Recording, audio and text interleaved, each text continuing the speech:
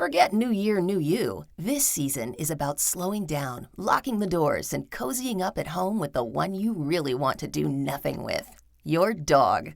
After the holiday chaos, those quiet nights with a blanket, a podcast, and your pup feel like the reset you actually need. Ollie helps make those moments easier with fresh protein-packed meals made from real human-grade ingredients, so your dog can enjoy some quality comfort food too. Choose from 5 recipes and get a personalized plan for your dog's needs. Meals arrive perfectly proportioned with a scoop and storage container, so serving is fast and mess-free. And with Ollie's in-app on-demand health screenings, supporting your dog is easy, ensuring more cuddles for many years to come. Visit ollie.com/truecrime and use code TRUECRIME for 60% off your first box. This episode is also sponsored in part by Led Zeppelin, the first officially sanctioned documentary on the greatest band in rock. Powered by awe-inspiring, psychedelic, never-before-seen footage, performances, and music, this experiential cinematic odyssey explores Led Zeppelin's personal, creative, and musical origin story and meteoric rise in just 1 year against all the odds, told in the band's own words for the first time.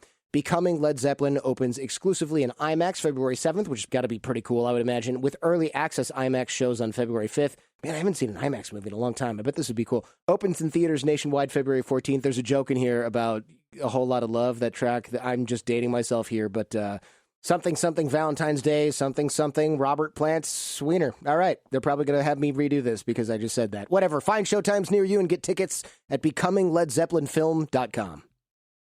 I don't know about you, but these days it seems like everything has so many unnecessary chemicals in it. I was really surprised to learn that my laundry detergent is one of the worst culprits. Every wash was leaving behind this harsh chemical residue I didn't even know about. That's why I made the switch to Earth Breeze laundry sheets. They don't have those harsh chemicals like dyes, parabens, phosphates, and preservatives. And I feel so much better knowing that I'm not exposing my family to those unnecessary toxins.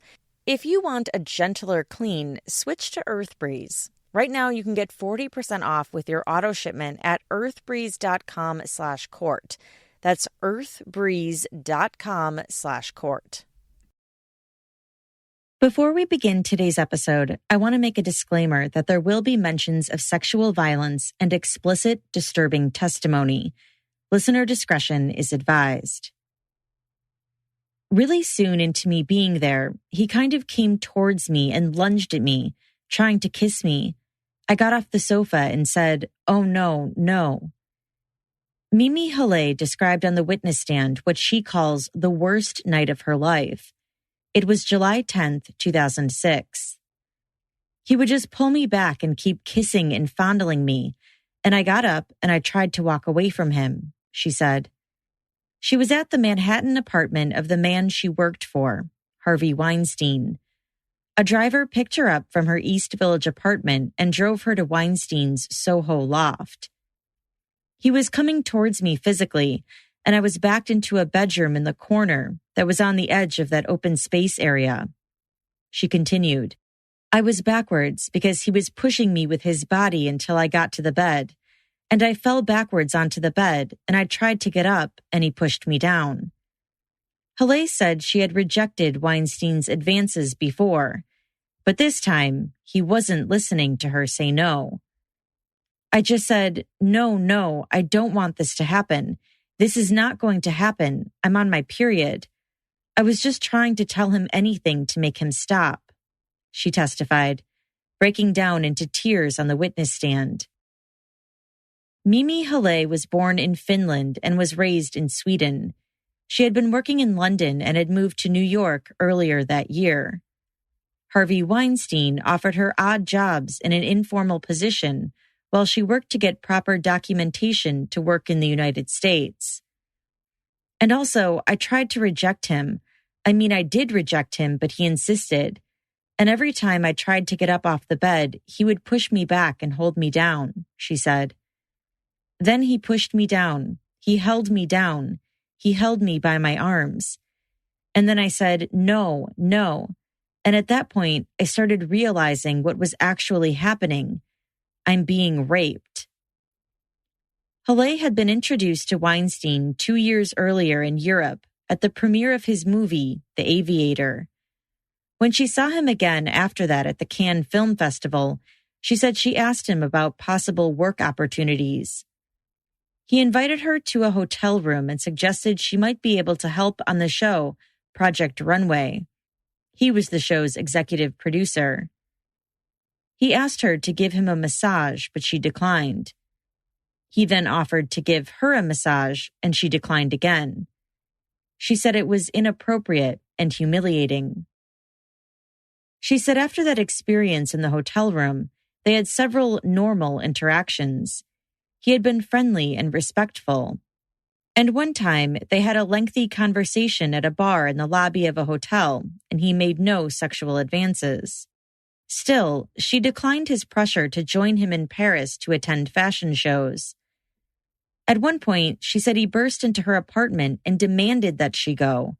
She told him, "You know, you have a terrible reputation with women." He seemed offended, but backed off. In July 2006, Halle accepted a plane ticket from him to Los Angeles. She said she didn't want to be rude. The driver took her upstairs to Weinstein's apartment and then left. Weinstein greeted her and they had a normal exchange. They were sitting on opposite sides of the sofa when she said he attacked her. When I realized what was actually happening, I started weighing my options in my head. I thought, I'm not able to get away from him. If I escalate this, if I scream rape, will someone hear me? She said. If I start kicking even harder, will I have a chance to get away? And will I actually get to the elevator, the only elevator, out into the street without him catching me? And if I do get all the way downstairs, will the driver be there standing by, ready to scoop me up? Is the driver in on it? I couldn't even get away from him at all, let alone get out of the apartment. Ultimately, after a while, I just checked out and said to myself, endure it. She said he then held her down on the bed and forced himself on her. In today's episode, you're going to continue hearing the evidence presented at trial. You're going to hear testimony from several women accusing the same man of attacking them. Some accounts are recent, while others are decades old. In the state of New York versus Harvey Weinstein. This is Jillian, and you are listening to Court Junkie, Episode 103, Part 2.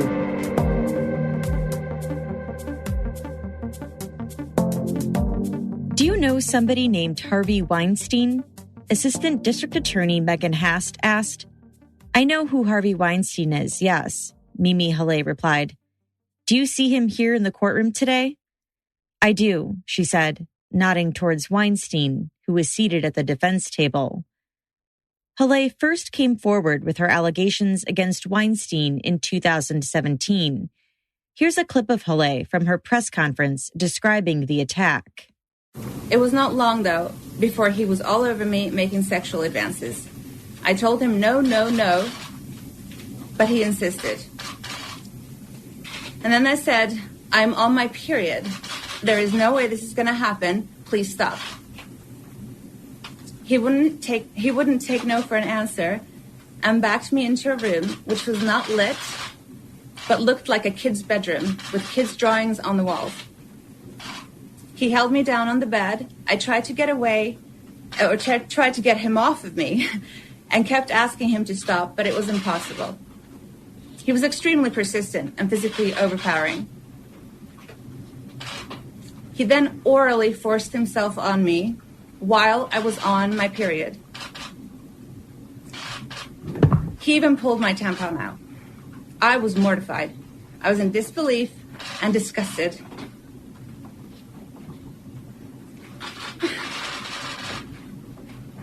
I would not have wanted anyone to do that to me, even if the person had been a romantic partner. I remember Harvey afterwards rolling over onto his back saying, "Don't you feel we're so much closer to each other now?" To which I replied, "No." Halle told the jury that after she came forward publicly accusing Weinstein, she faced so much backlash that she decided to legally change her last name to Haley to avoid being forever linked to this case. If you recall from Part 1, Harvey Weinstein was criminally charged in the state of New York with 5 counts against 2 separate women. 2 of those charges are connected to Halle: predator sexual assault and criminal sexual act. Prosecutor Megan Hast attempted to show how Halle's interactions with Weinstein progressed before the incident. Halle's personal calendar was admitted into evidence. The date of July 10, 2006, was marked with a P. She explained that that was the day her period started. He said things like, "You're a whore and a bitch." He thought that would somehow turn me on. I was lying there very motionless and saying, "I'm not a bitch. I'm not a whore." At this point in the testimony, Weinstein began to shake his head while seated at the defense table. Halle said she told her roommate what happened when she got home. Her roommate urged her to report it, but she said that going to the police was not an option for herself because her work for Project Runway wasn't exactly on the books. Obviously, Mr. Weinstein has a lot more power and resources and connections and so forth. I didn't really think I could stand a chance, she explained to the jury. Halle ended up flying to Los Angeles the next day, on July 11th. She decided to skip a movie premiere she was supposed to attend, and later, Weinstein called her very upset over this. She said about 2 weeks later, Weinstein insisted that they meet for drinks at the Tribeca Grand Hotel in New York City. She said she agreed because he was very persistent. I was still trying to make sense of what had happened, why it had happened, and I felt very trapped into not being able to do anything about it. On July 26, 2006, Halle arrived at the hotel and was directed to Weinstein's room. She said when she got there, he took her hand and pulled her towards the bed. I just went numb. I just felt like an idiot. She said by the time she realized she had been trapped again, it was too late. Halle began to shake on the witness stand and put her head into her hands. The first incident was deeply embarrassing, but I didn't blame myself. Prosecutor Hast asked if she blamed herself this time, and she said yes. Defense attorney Damon Sharonis cross-examined Halle. On the 26th of July, you had sex with Harvey Weinstein, correct? There was sex with Harvey Weinstein, yes. Sharonis asked, he didn't force you to have sex, did he? I didn't physically resist, she responded. Do you remember testifying before the grand jury that it wasn't forced? Correct, because I didn't resist, she repeated. Sharonis asked her why she hadn't told the 2018 grand jury about being called a bitch and a whore by Weinstein. I think that's something I remembered later. He called me a bitch and a whore because he thought it would turn him on during sex, she said. Mr. Weinstein never called you that, did he, ma'am? He did, Halle insisted. She admitted that she did continue to speak to Weinstein after the incident. She said she looked for more work, pitched a TV show idea to him, and asked for tickets to a movie premiere. Sharonis then read from a February 2009 email from Halle to Weinstein. This would be about 2.5 years after the attack. Quote, Dear Harvey, I haven't seen you in so long. How are you? Listen, I'm saving up to become a yoga teacher, and I just wanted to announce myself available for work. Sharonis told her, You had some options. You could have called the police. You hired a lawyer. You knew that the whole world would be listening. You said it was what your attorney described as your truth. Halle told him, It was the truth, and it is the truth. Sharonis said, At the end of the day, you did not tell the world the rest of the story. She said she didn't mention the yoga offer, pitching him a show, or asking for movie premiere tickets during her press conference in 2017.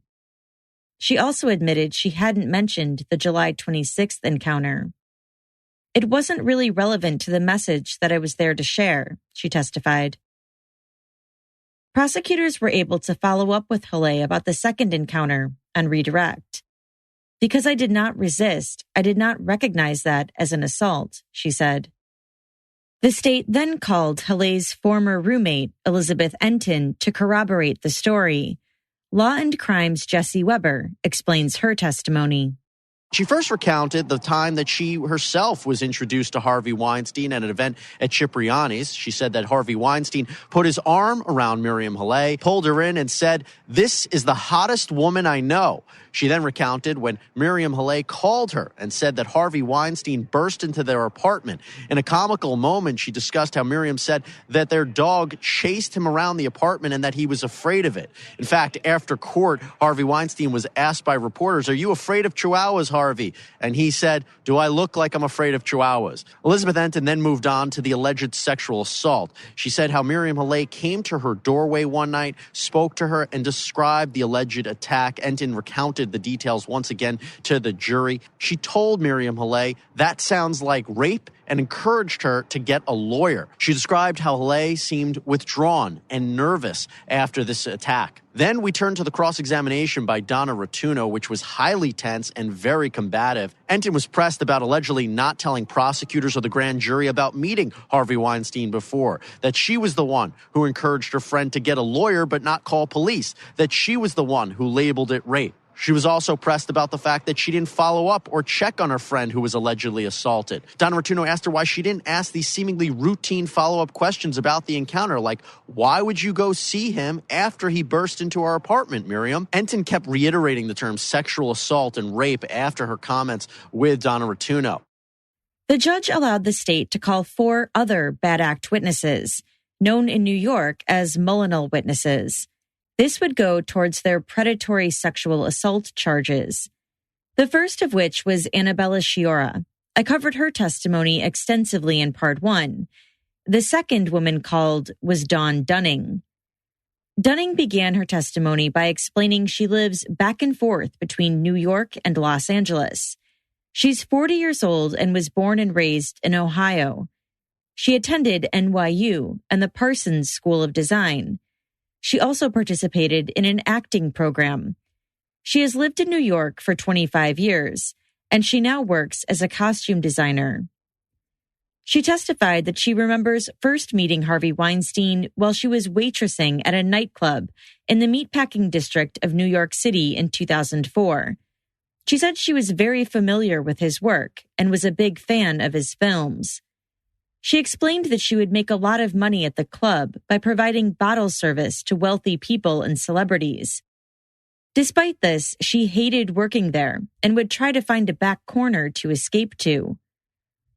On one of those times, Weinstein happened to be in a booth by that back corner. They started talking when one of the nightclub owners pointed out who he was and said to be nice to him.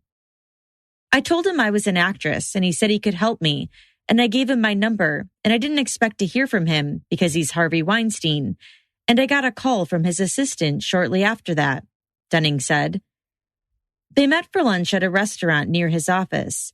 There were a lot of people there, and he was even yelling on the phone at others. He said he would screen test for her one of his upcoming projects. They had several meetings over the next few months. Eventually, she did a screen test at Miramax for a female employee. Weinstein wasn't in the room then. Later, he invited Dunning and her fiancé, Lincoln Davies, to one of Whoopi Goldberg's parties. He got them Broadway show tickets to The Producers, which she was producing, and tickets to different movie premieres. She said he would sometimes make comments about her looks or body, but nothing worse than what she's heard in nightclubs. She said she never felt unsafe and was never interested in him romantically or sexually. In the spring of 2004, Weinstein was working on a film, and he invited Dunning to the Soho Hotel where he was set up. She said his room was a 2-room suite with a living room and bedroom. The living room was set up as an office. There were lots of people working in there. Dunning said Weinstein led her into the other room and sat down on the bed. She sat down next to him. What made you go into that room? Prosecutor Hast asked. I just didn't really think about it. I just kind of ended up there. There were people in the other room. I didn't think anything of it. The door was closed, but not all the way, Dunning said. Prosecutor Hast followed up. Describe what happened when you were sitting next to him. He put his hand up my skirt. It was a few seconds and I just kind of froze for a minute and then stood up. He told me not to make a big deal about it. He apologized and said it wouldn't happen again. Then we walked back out. Did his fingers touch any part of your body? The defense objected to that question, and it was sustained. When he put his hand up your skirt, what did he do? His hand went under my underwear. Dunning began to cry on the witness stand. He was trying. There was another objection by the defense. Dunning said he was trying to put it inside her. What did you do? Prosecutor Hast asked. I stood up. I was in shock, not expecting that. He started talking very fast. He said, "Don't make a big deal about this," and said it wouldn't happen again. She said his finger went in slightly, but not all the way. Did you say anything when you jumped up? She said she doesn't remember saying anything specifically. I don't know if he didn't expect a reaction. He was continually talking, saying, "Don't make it a big deal." She said he had never asked her to engage in anything sexual before that, and she had never had any prior physical contact with him, aside from maybe a hug or greeting type of way. She said she never indicated to him that she wanted anything sexual. She told the court that she went into the other room and tried to rationalize what had just happened in her head. She said she just kind of gave him the benefit of the doubt that it wouldn't happen again. She left shortly after. I was embarrassed. I wanted to pretend like it didn't happen. I just didn't want to be a victim. People in her life knew that she had a working relationship with Weinstein and was screen testing for him. She saw Weinstein next about a month later. His assistant, Bonnie, called her and said he wanted to meet with her about 3 films he was working on. He asked to meet in the restaurant of the Intercontinental Hotel on Park Avenue. When she arrived, Bonnie was there and told her that Weinstein had gone to his room for a conference call, and so the 2 women went up there. What happened when you got up there? Prosecutor Hast asked. He opened the door wearing an open white hotel bathrobe, she said. Did you see anything underneath? I saw his stomach. He was overweight and he had a large stomach that was hanging down. Any clothes? No. What did he say? He opened the door, I walked in, and on the coffee table I noticed 3 stacks of paper. For some reason, something seemed different when I spent time with him in the past. He was more serious, a different tone. What happened next? He kind of cut to the chase and said, here's the contracts for 3 films. I'll sign them today if you have a threesome with me and my assistant. Where was he? He was to my right. Where was Bonnie? She was off to the left or behind me. When he said that, I laughed and I said, are you kidding? He had a crass sense of humor. He got really angry and started screaming at me. Dunning started crying again. He was like, you'll never make it in this business. This is how the industry works. He mentioned how other actresses did this. Prosecutor Hast asked which actresses he mentioned, and she said Charlize Theron, Salma Hayek, and she believes Uma Thurman. She remembered the first 2 for sure. She said she didn't know what to do, so she ran for the door. How close were you to him? I was close enough that he grabbed me. How loud was he? He was screaming. He's a big guy, towering over me, and I was really scared. Did you take notice of what Bonnie was doing? I looked at her and she was blank. I went out and got in the first cab I saw and went home. Did Harvey Weinstein follow? No. She said she told her fiancé about the incident when she got home, but she said she never called the police because she didn't know it was illegal or a crime. She said a few days later she got a call from Bonnie, who patched Weinstein through on a call while he was on a plane, but it was loud and she couldn't hear what he was saying. After the incident, she said she stopped acting. Dunning and her fiancé broke off their engagement a few years later. Fast forward to 2017, and Dunning said she was reading an article in the New York Times by Jodi Kantor. She said she began to cry as she read the piece. She emailed Kantor and asked if she could come forward anonymously. Kantor said no. She decided she would come forward publicly. She said later the district attorney's office emailed her and asked her to speak with him. She didn't tell them about the first incident at the hotel initially, but then realized she needed to tell them everything because it was the truth. Are you getting anything out of this? Prosecutor Hast asked. No, if anything, I'm losing. I'm losing money and time. This is like the hardest thing I've ever done.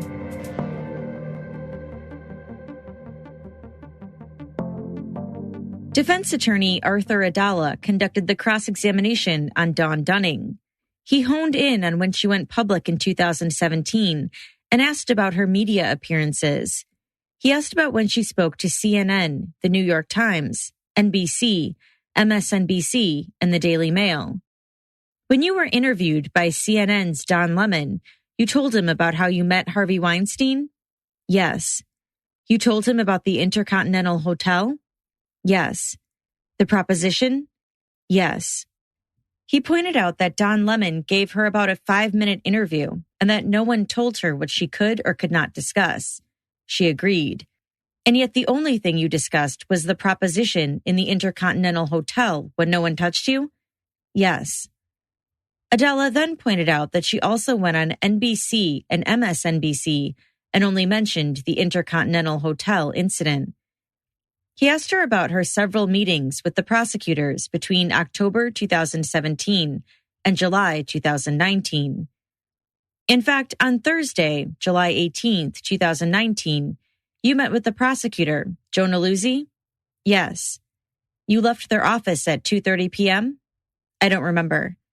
And 2 hours later, you called Aluzzi? Yes. For the first time, after all those media outlets and meetings, this is the first time you tell her you have some other information I wanted to tell you? Yes. At that point, for the first time, after you told millions of people worldwide what happened at the Intercontinental Hotel, you talk about what happened at the Soho Hotel, correct? Yes. Adala then shifted his line of questioning back to the second incident. You told Don Lemon that you thought it was weird that he had a robe on, but not so weird to run away? I thought he was getting a massage. Is it true that you told Don Lemon that you thought it was weird, but not too weird that you had to leave? I guess so. You never told Don Lemon about the Soho incident? I never told anyone. Dunning's ex-fiancé, Lincoln Davies, was called to corroborate her story. Prosecutor Hast asked him, did she tell you Weinstein met her at the door in a dressing gown? He said yes. She was pretty shocked, upset, angry, and overall appalled, I would say. There was an arc of emotion, like anger and stuff like that. She ended up crying. On cross-examination, Davies said that Dunning had looked forward to that meeting with Weinstein. He said she never mentioned being afraid of him. She never told you that she was sexually assaulted by Mr. Weinstein a few weeks before that meeting? Defense attorney Damon Sharonis asked. Correct, Davies said. Attorney David Ring represents one of the 2 women Weinstein is charged with assaulting in Los Angeles. He gave his reaction to how the Weinstein defense attorneys were conducting their cross-examinations. I mean, I am 100% on the victim's side, but what do you expect the defense to do? I mean, anyone who thought that these defense attorneys were going to come into this trial and soft pedal it or play it easy or be polite and nice were kidding themselves. That's just naivety. They're coming in here for blood, and now we're seeing it. And this is not surprising to me. This is how victims get attacked in the courtroom. I think you've heard, this is an old saying, you know, the greatest tool to get to the truth is cross-examination. Trials without cross-examination are worthless. And listen, I take offense to how these defense lawyers are doing it, and a lot of people do. But they're doing their job, and they're doing it incredibly aggressively.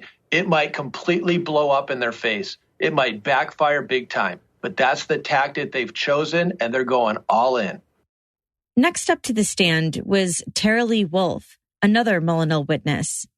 Originally from Long Island, Wolf said she dreamt of being an actress. She is now 43 years old. In 2005, she was working as a cocktail waitress at Cipriani Upstairs in Manhattan. The restaurant is known for hosting celebrities and high-end clientele. Weinstein was a regular. Our job was to accommodate them and make them happy, Wolf said as she described her former job. One evening, she brought Weinstein a drink and the two exchanged numbers. He then took her arm and led her up a flight of stairs. She said she noticed the restaurant manager, Maurizio, standing at a back door. She said he saw her, but then shut the door. Weinstein then brought her into an isolated area of the bar. He had asked what I did, and I said I was an actor. He said that you have a great look. You should come talk to my people, she said. He continued to lead her away from the crowd and onto a terrace near an ice machine.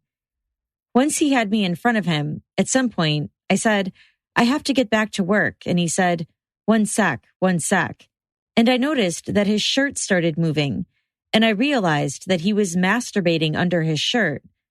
I just froze for a second. Then I just threw the towel and ran past him.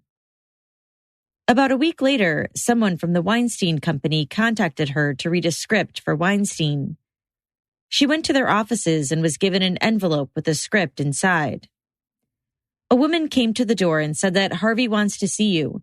So I got up and I walked to her, and then she said, there's a car waiting for you downstairs. So I just followed her instructions and went outside. I kind of thought a coffee shop. I figured a coffee shop.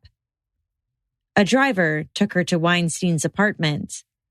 He was kind of bustling around the space, going in and out, moving around a bit, like he was getting ready for something. Weinstein seemed busy, so she said she went to sit in the living room. I went into that area and then just sat there, and I waited for a bit, and he had called me. I went to see where the voice was coming from, which was a room. I don't know what he said that made me come into the room. She said she went into his bedroom. He had taken me by the arms and turned me around and put me on the bed, laid me down, and laid on me as he lay me back.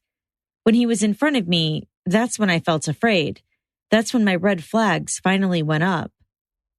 Wolf broke into tears on the witness stand. She said she then went numb as she began to realize what was happening. I remember after I was laid down and he was on top of me and I said, I can't. And he said, I had a vasectomy. And I just went blank and looked off. He put himself inside me and he raped me. I just remember getting up. She said she does remember Weinstein having a scar on his side. I just remember him saying, I know the owner of that beauty spa or something. If you ever wanted to, just go ahead and get whatever you want. She said she never reported the rape or told anyone about it. And she never got the audition Weinstein told her about.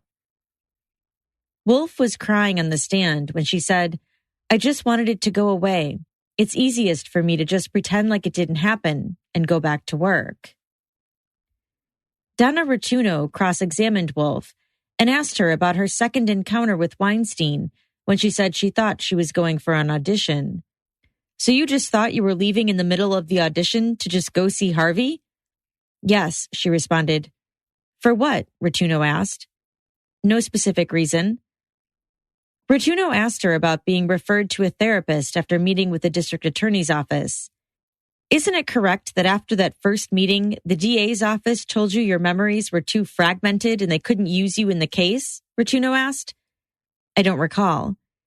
Didn't they tell you to do that so you could try to have more memories, correct? Rotuno asked.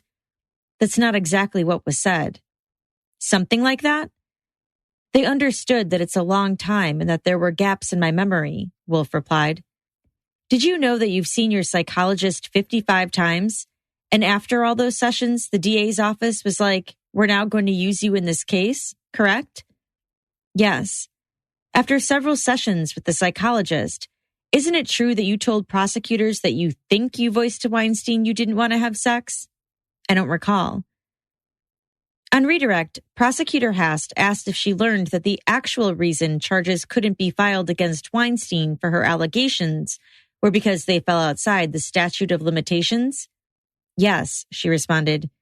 So you remembered all of those details before you met with the therapist? Hast asked. Yes. The former manager at Cipriani, the restaurant where Tara-Lee Wolf worked, was called to corroborate her story.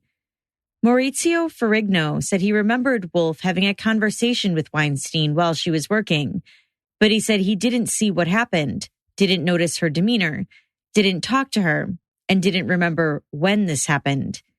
Nothing unusual stuck out to him at the time. Are you testifying today because you actually remember seeing Mr. Weinstein going upstairs, or because the prosecutors reminded you and told you what Ms. Wolf said? Which is it? Defense attorney Damon Sharonis asked during cross-examination. I can't say yes or no, Ferrigno answered. He said he remembered the interaction at the bar after speaking with the DA's office in 2019, after Wolf had filed her report. The prosecution then called another witness. This was not an accuser or someone to back up one of the accuser's testimonies. This was an attorney. Dev Sen was a partner at the law firm of one of Weinstein's former attorneys, David Boies. He was called to allow the prosecution to enter into evidence a contract that Black Cube, a private intelligence company, had signed with Weinstein's people. He said his law firm acted as the go-between between Weinstein and Black Cube. Sev said the law firm signed the contract with Black Cube on July 11, 2017, 3 months before the New York Times would publish its article exposing the allegations against Weinstein. He said Weinstein instructed them to sign the deal. Outside of the presence of the jury, prosecutors argued to admit the contract into evidence and read the following line from it. Quote, to provide intelligence which will help the client's efforts to completely stop the publication of a new negative article in a leading New York newspaper. Also included in the contract was a bonus clause. Black Cube would be paid a $300,000 success fee if that newspaper's article was killed. Prosecutor Aluzzi argued that the contract shows that the defendant was concerned about an article coming out and he was looking for Annabella Sciorra to be investigated. The jury was not given details of the contract. On cross-examination, Donna Rotuno asked Sen, Mr. Boies does have a wonderful reputation in New York and worldwide? Sen agreed.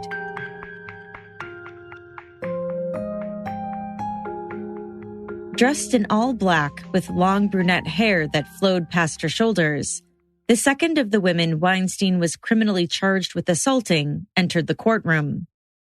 34-year-old Jessica Mann took the witness stand. Mann said she grew up in a small town in Washington state. It was a lot of cows. It smelled like poop. There wasn't a lot of culture. She said she was raised in a strict Christian tradition. I would describe how I grew up as in a cult. It was extremely religious, evangelical. She moved to California as an escape and to pursue acting. She found a roommate in Laguna Beach, but later spent some time living out of her car. She started auditioning for roles and worked her way up to having an agent. Nevertheless, she still needed several jobs in order to pay her rent. Sometime between the end of 2012 and the beginning of 2013, she went to an engagement party in Hollywood Hills with her friend named Talita. They split up while there, and when she saw Talita next, Talita was standing with an old man. She said the man was sort of jolly and wearing a tuxedo with a coat that couldn't be buttoned. She asked Talita, "Who is this guy?" He then said to her, "Do you know who I am? Harvey Weinstein." Talita squeezed her arm and said, "You know who he is," trying to cover for her friend. Mann said Weinstein then started listing movies he had produced. Towards the end of the night, Mann said she saw Weinstein again. He stopped me and said, "I want to talk to you. Come with me." He pulled me to the side. I looked around and he said, "It's not good for people to see me talking to you." He got her number and said he would follow up. Mann said she doesn't remember exactly who, but someone later contacted her to say Weinstein wanted to take her to a bookstore on Sunset Boulevard. She brought 2 friends with her to the store, but when Weinstein showed up late, she didn't tell him they were there. She said she wasn't sure it was appropriate to mention that her friends were there. He had told me that it's important for me to understand film history if I wanted to be an actress. He wanted to give me some books on the film industry. What was Harvey Weinstein's mannerism and demeanor to you when he met you at the bookstore? Prosecutor Aluzzi asked. Most of it was very normal and very engaging. There were a few moments when he made a grunting sound and looked at me. I don't know if it was a personality or autistic trait. He was passionate about film and the books. Did you feel any romantic or physical attraction to Harvey Weinstein? No. She said he asked if he could walk her to her car. That's when Mann had her friends sort of bump into them. Weinstein met her friends and then she left with them. How did you feel about meeting Harvey Weinstein? It made sense from the perspective of the guru of Hollywood that I should learn this. This was exciting. She said Weinstein later invited her out to dinner at an Italian restaurant in Los Angeles. She recalled the evening for the jury. It started out normal. He was extremely interested in me. He wanted to know about my family. I told him my parents are divorced. A lot of personal questions. I was excited to tell him. She said people recognized Weinstein at the table. One man came up to them and complimented him on his films and his work. This made Weinstein angry. As a celebrity being bombarded, I felt sorry for him. It was a flurry. She said the restaurant staff ended up bringing their food up to his hotel suite. I was stunned. I didn't want to go up, but I felt like I was helping him get away from the public attention that was stressing him out. It was odd. When you got to the suite, what happened? He was not interested in food. I was. He started to undress himself a little, but I just thought he was just getting comfortable. But he continued, and he walked into his bedroom and he wanted me to go in there. And I was hesitating and he said, "Let me give you a massage. Take off your shirt. Just relax." I was like, "No, that's okay. I don't want a massage." And this went on for a good moment. And he made me feel stupid. Why did I think it was such a big deal? And he said, "Well, if you're not going to let me give you a massage, give me a massage." She said at that point, he had his shirt off and he had lotion. I started putting the lotion on his back, just very awkwardly with flat palmed, stiff fingers, and smeared it around. He had a lot of blackheads and the texture of that was uncomfortable. Mann said his pants were still on at this point. I was saying I was uncomfortable and he made me feel like I was stupid for making a big deal over nothing. She guessed the rubbing lasted for about 10 minutes. Then she left. She said a few weeks later she agreed to meet him for coffee in Beverly Hills. And she started to receive invitations to parties, and Weinstein offered to buy her clothing. Another time she agreed to meet him for drinks with her friend Talita. It started with him saying I reminded him of his wife because I was clumsy and she was clumsy, and he told me I was prettier than Natalie Portman. He gave us criticism on both of our images. He said that I needed to clear my skin up. He told Talita she needed to lose weight. He goes, "You guys are perfect for this film that I'm producing. It's a vampire film and you both make perfect leads." The three of them went to another bar and he bought them drinks. He said he had the scripts upstairs and they should come up to get them. Mann remembers laughing and saying, "I know what that means." Weinstein responded by saying, "I'm a harmless old man. I'm tired. You have nothing to worry about." Harvey Weinstein made me feel dumb, Mann recalled from the witness stand. I thought with my friend there, nothing would be bad. She said neither of them were drunk. They went upstairs to his room and Weinstein began to pace, undoing his outfit. She said they were waiting for what they believed was going to be information on the project. Weinstein went into the separate bedroom. She said they could tell he was getting undressed while they were sitting on the couch in the living room area. She recalled the incident next. "First, he yelled at me. He called my name," she said while crying on the witness stand. She said Talita urged her to see what Weinstein wanted. I leaned over and I said, "What do you want?" And then he grabbed my arm and he pulls me around. And as he's pulling me around, he closed the door and he says to Talita, "We'll just be a minute." After he closed the door, he grabbed me with both arms. I started to say, whoa, I'm not sexual," and tried to calm it down. In the process, he pushed me into the bathroom. We got into a tussle. I was able to turn around. His back was to the wall and I hoped to get to the door. I was able to turn my body to go. He still had me by the one arm and wouldn't let me go. The more I fought, the angrier he got. She said he said things like, well, you accepted those invitations to those parties. She said at 1 minute he would be persuasive and smiling, then he would pull her back. She didn't remember what he said, but the tone would shift from anger to negotiate. So I tried to calm him down and joke. As he calmed down, he said, I won't let you leave until you let me do something for you. I asked what. He wouldn't tell me. Then he told me to sit on the bed. And that's when he went down on me. Man began to get choked up on the stand. Do you recall what you were wearing? A dress. Undergarments? Yes. Do you remember what happened to them? Well, he pulled them down. What were you doing as this was going on? I kind of locked up and got very quiet. So much had happened. I was anxious about Talita being outside. I started to fake an orgasm to get out of it. He asked how it was and if I liked it, and I was nervous and told him, oh, it was the best I ever had. At this time, were you attracted to him? No. She said she got out of the room as fast as possible.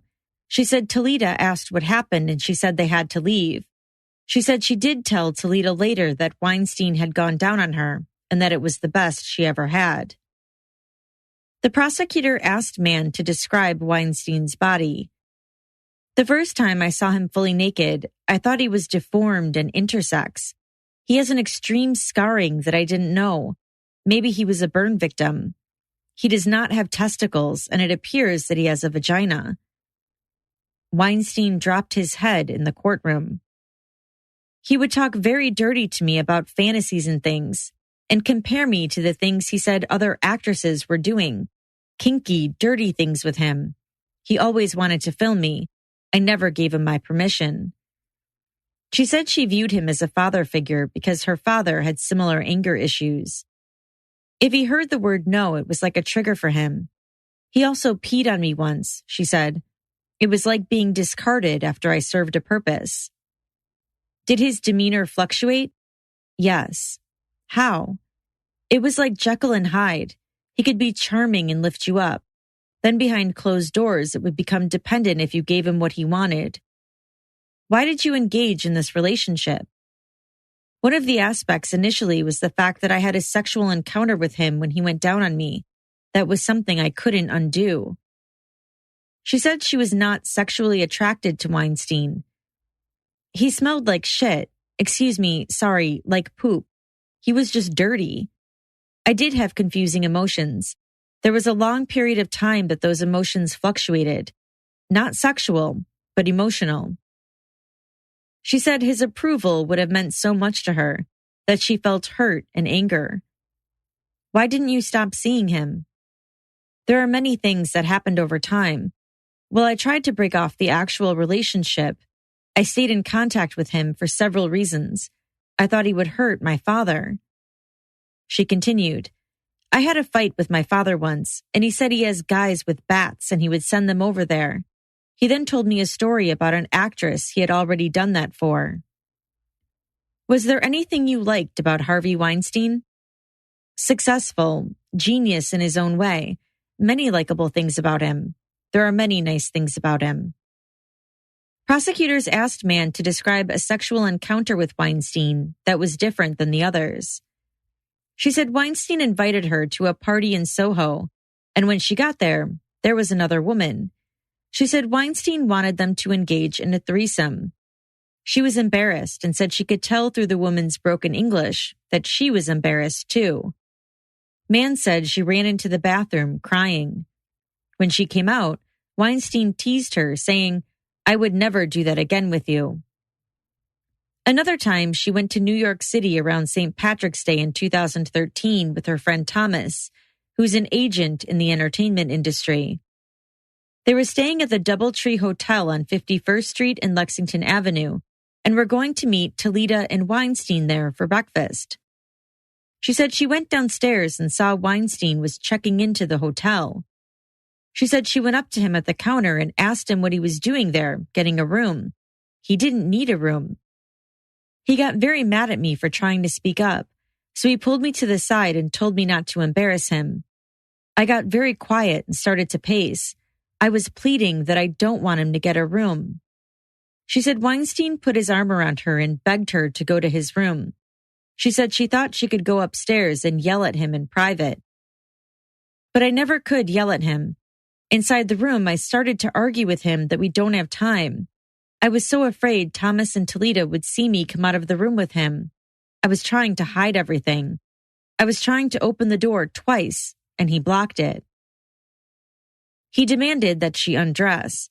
She said she panicked as she thought her worst nightmare was coming true, that her friends would learn this secret. I gave up at that point and I undressed, and he stood over me until I was completely naked, and then he told me to lay on the bed, and once he was naked and laying on the bed, he walked into the bathroom and sort of closed the door behind him, and then he came out naked and he got on top of me, and that's when he put himself inside of me.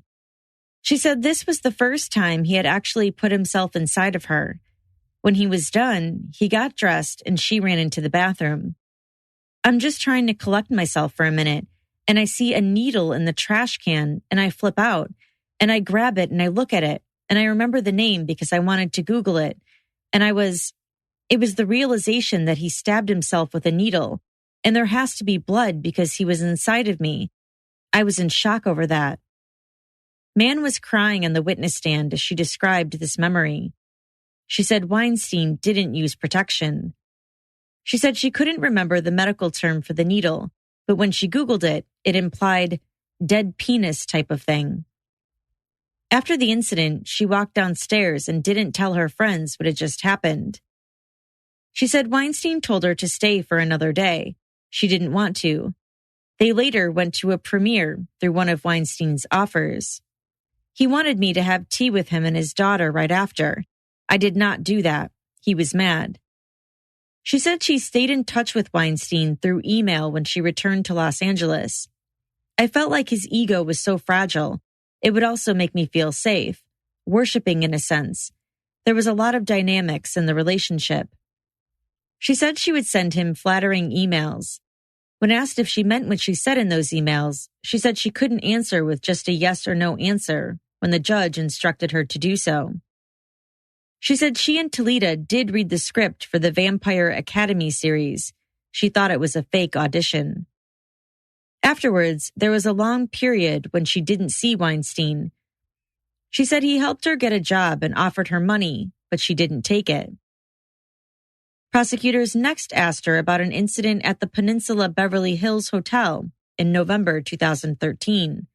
She said she didn't want to tell Weinstein about her new relationship with a pretty well-known actor because he had threatened her to not date anyone in the industry.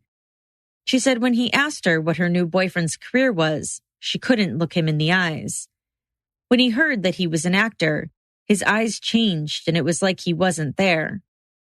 He ripped me up from my chair, from the table, and he was screaming, you owe me one more time. As he was dragging me into the bedroom, I didn't fall, but I was having a lot of trouble keeping my balance. He was pulling me so fast. He threw me down on the edge of the bed and he was demanding that I take off my clothes. And I was begging him, and I said, no, please no.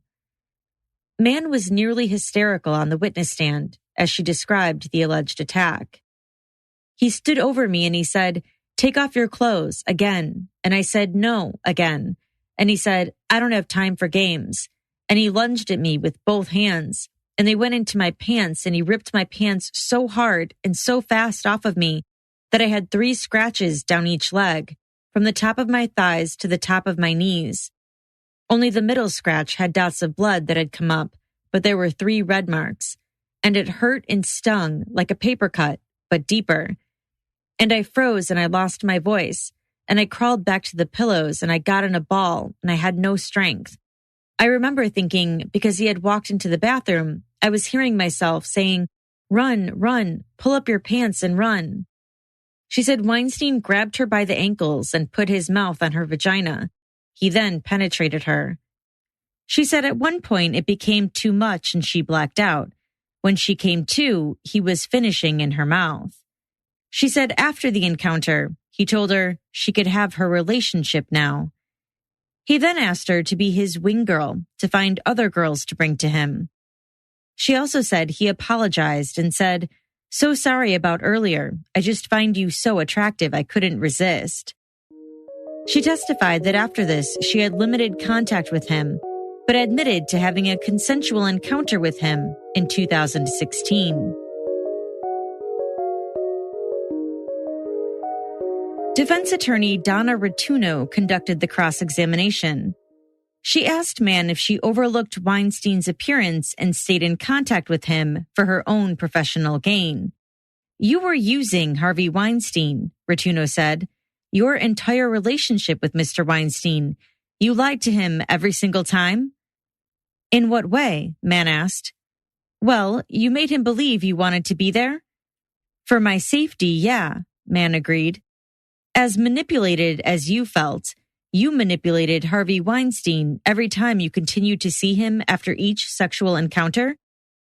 After a long pause, Mann replied, "How I handled it to survive and process things, I guess you can say manipulation." "Did you willingly go along with what he wanted to do?" "I obeyed him, yes. After a long negotiation at times, then yes, I would put on the face of a girlfriend. We would get in this back and forth where I would try to make excuses and not be sexual. And then at a certain time, I would just give in, or he would just want to masturbate while holding me." Rotuno told Mann that she could have walked away and never seen Weinstein again. "Not from my point of view," Mann responded. "Ms. Mann, on direct examination, you stated that Mr. Weinstein peed on you, to use your own words. When was that?" Rotuno asked. "I don't know." "I knew where Harvey and I were," Mann recalled. "We were in the shower. He wanted to shower first, which was beneficial to me, and he asked me to come into the shower. And then he said to me, 'Have you ever had a golden shower?' And I said no. And then I felt him peeing on me." Mann again started to cry on the stand. "I was shocked by it. It was gross. I turned into the corner of the shower and just looked away." Rotuno then moved on to questioning Mann about her emails to Weinstein. She read from emails in which Mann thanked him and asked him for things. "And not one time did you say, 'I'm not that interested,'" Rotuno pointed out. She read aloud from an email Mann sent to Weinstein in April of 2013. Quote, "I appreciate all you do for me. It shows." Over the next 6 months following the attack, Mann sent Weinstein the following emails. "It would be great to see you again and catch up. Hi dear, thinking of you as well as I was on the plane. Miss you, big guy. Let's get together.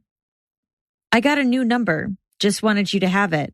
Hope you are well and call me anytime. Always good to hear your voice." In January 2014, Mann sent Weinstein, "You're the one who makes it look good with your smile and beautiful eyes." Rotuno also read from an email Mann sent Weinstein in February 2017. "I love you, I always do, but I hate feeling like a booty call." Rotuno then asked Mann to read from a letter she sent to her then-boyfriend in May 2014 about Weinstein. Quote, "My secret and my fear is knowing that a part of the dynamic I had with Harvey would mean you would never talk to me. I was close enough to him to tell you that he no longer has a working penis. On the lower half of his body, he had some kind of surgery or burn, and he's lucky to have his parts. I never asked what happened. I told you how sometimes I felt hopeless and that I should just be with an older man because I'm a lost cause. I accepted that my father was that older man who dated girls younger than me. Harvey validated me. He always offered to help me in ways that my parents didn't. I felt approval to pursue the industry because he encouraged me. Harvey was my father's age and he gave me all the validation I needed. A big part of myself avoided him because I didn't yet control the situation. I held on because I did feel a sense of friendship with him and felt the situation was defined. I remember the day I realized I was controlling my world because I was sexually assaulted, and that story played out where I played into sexual dynamics with people. I tried to make him my pseudo-father." Rotuno then asked her, "This sexual assault you're talking about is from when you were younger, correct?" Mann began weeping uncontrollably. Judge Burke called a short recess, and Mann was led off the witness stand and into another room. She later came back into the courtroom. She carried a stress ball and started to cry as soon as she sat down. Prosecutor Aluzzi tried to console her, but it was to no avail. Mann was let out again. This time, her weeping could still be heard through the courtroom walls. Judge Burke adjourned court early for the day. When court resumed the next morning, a different witness took the stand. This was the woman Weinstein apparently tried to get Mann to have a threesome with. She corroborated Mann's version of the incident and said the threesome didn't end up happening. On cross-examination, she admitted to having consensual encounters with Weinstein. Jessica Mann then returned to the witness stand for cross-examination by Donna Rotuno. Law and Crime's Jesse Weber was in the courtroom and said Mann appeared to be tired and exhausted during the continued cross. And Donna Rotuno hit on a number of points, specifically saying that you not only maintained a relationship with Harvey Weinstein, but you benefited from it. You went to premieres, you went to events, and you bragged about it to friends and even conceded the fact that you mentioned you had a sexual relationship with him to friends. That was a big point. And she concluded her cross-examination by hitting on different mental health issues she might have gone through. And at one point, we saw a tense exchange between Mann and Rotuno, where Mann says to Rotuno, "Are you my psychiatrist?" That was an interesting moment that we saw in court. And then what was more interesting than anything, you would expect some redirect from the state. Not at all. Not at all. That was the conclusion of Jessica Mann's testimony. We thought we'd see redirect. I spoke with Arthur Aidala, and he himself was surprised that there was no redirect by the state. Prosecutors called Yakov Mantelman, a photographer for the Manhattan District Attorney's Office. He was assigned to take photographs of Weinstein on June 18, 2018. Sharonis objected to the photographs being admitted into evidence. He said they were not relevant to this case, but Judge Burke overruled. The jury was then shown 5 photos of Weinstein in which he was completely nude. Judge Burke only allowed members of the jury to see them and did not allow them to be published to the public. Sketch artists in the courtroom, however, caught a glimpse of them and rendered a drawing of one of the photographs. The defense declined to cross-examine this witness. The state called their final other bad act witness, accuser Lauren Young. She was the 6th and final woman to testify. Weinstein is criminally charged in Los Angeles with assaulting her. The Los Angeles District Attorney announced Weinstein's indictment for this alleged incident on the heels of the beginning of the New York trial. Lauren Young is 30 years old now. She has worked as a model and wrote screenplays in an effort to break into the film industry. In 2012, she met Weinstein at a post-Oscars party and became friends with another woman there, Mexican model Claudia Salinas. About a year later, Claudia called her and said she could help her get her script in front of Weinstein.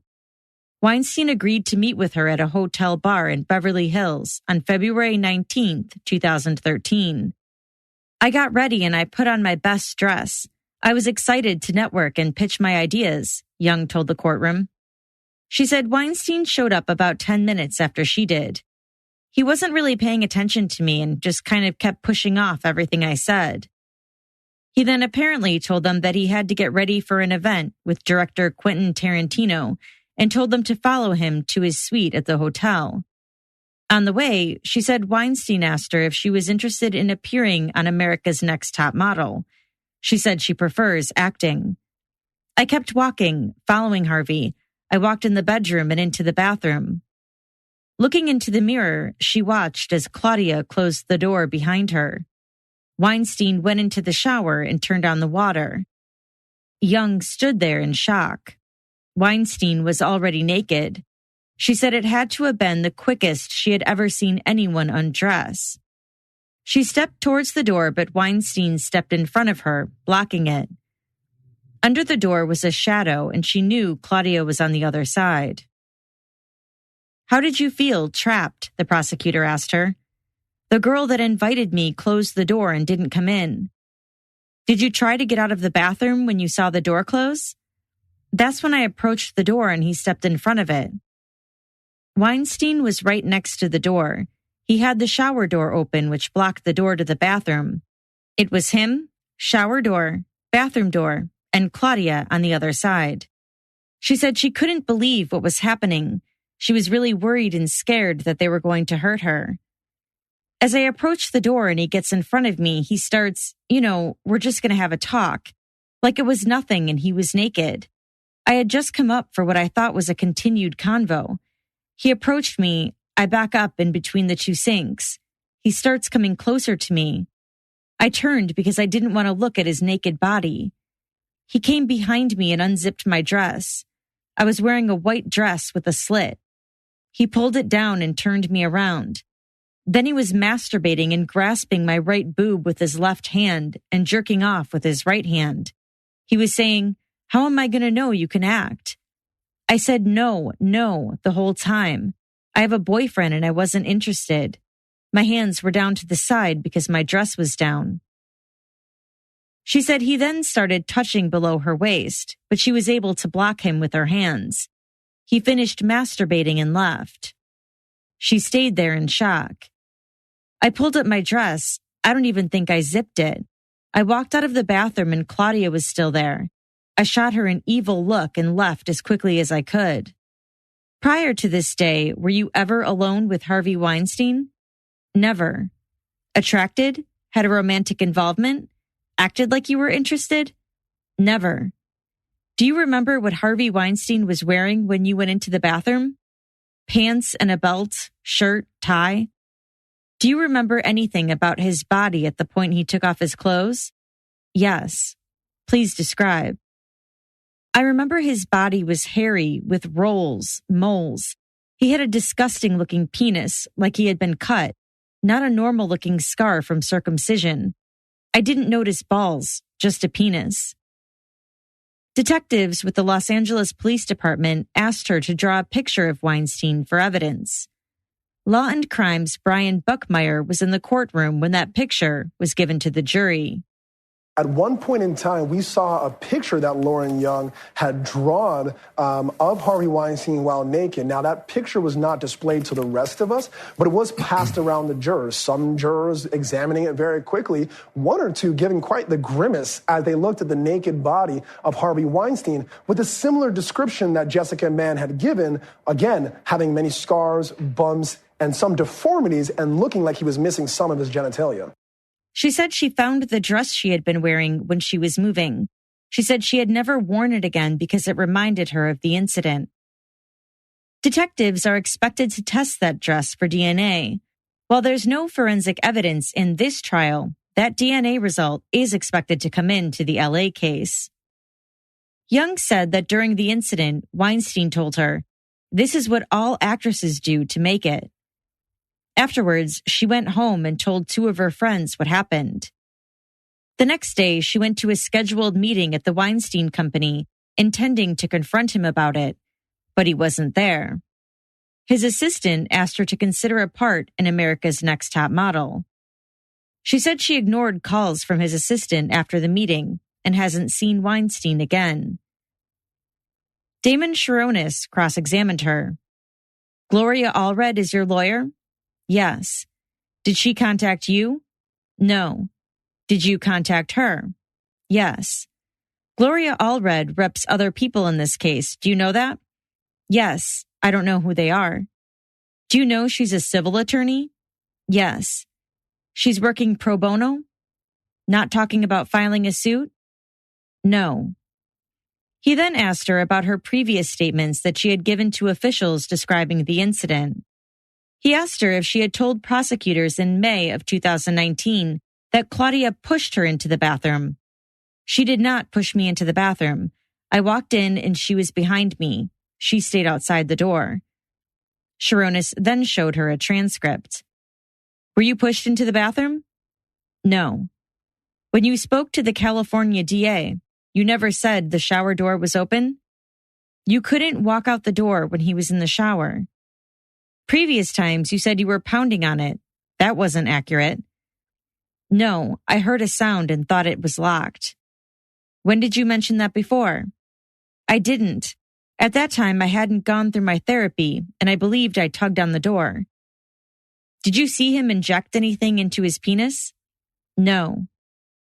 Do you remember talking to the district attorney in January of 2018 and telling them that you were banging on the door got opened, and you ran out?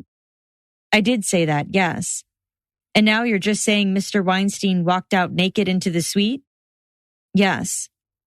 When you walked out of the room, where was Claudia Salinas? She was outside to the left of the door. Do you remember telling the DA that she was standing outside the door with a sad look on her face? So she wasn't in front of the door? She didn't open it, did she?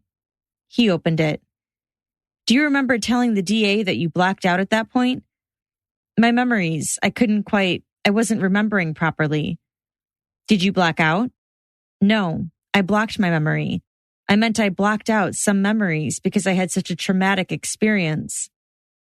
Sharonis pressed Young on her, saying that she thought there was a sliding door in the bathroom. But when she went back with detectives to view the room, she realized there wasn't a sliding door.